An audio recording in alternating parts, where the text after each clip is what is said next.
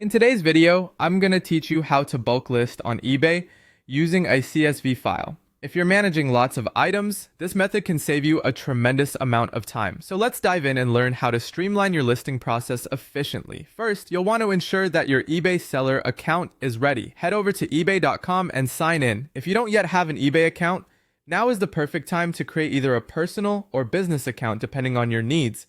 Next, you'll need to download eBay's CSV template. To do this, visit your seller hub and navigate to the listings section. You'll then go to upload listings, which is under file exchange. Click on the download template button there. You'll have the option to choose between two types of templates: add revise for creating new listings, or inventory upload for making changes to your existing listings like price or quantity adjustments. This template is crucial as it includes all the necessary column headers, such as action, item ID, title, description, price, quantity, and more, ensuring that everything lines up properly when we upload our list. Now let's get started on filling out that CSV file.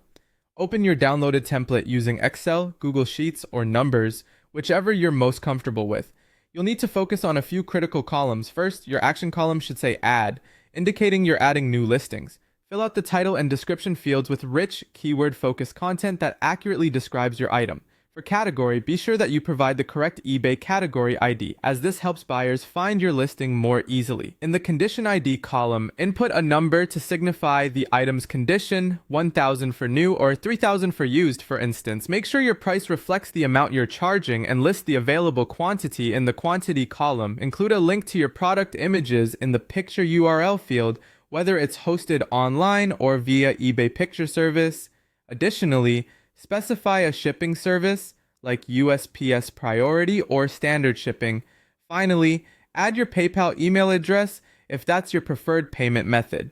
Pro tip: it's essential to keep the format as instructed in the template because eBay is meticulous about columns and headers. When you've completed your data entry, it's time to save your file as a CSV.